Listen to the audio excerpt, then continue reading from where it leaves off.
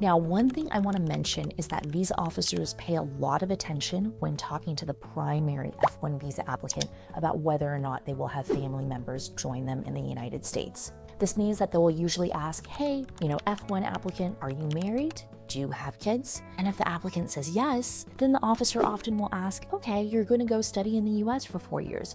Does your family plan to come with you?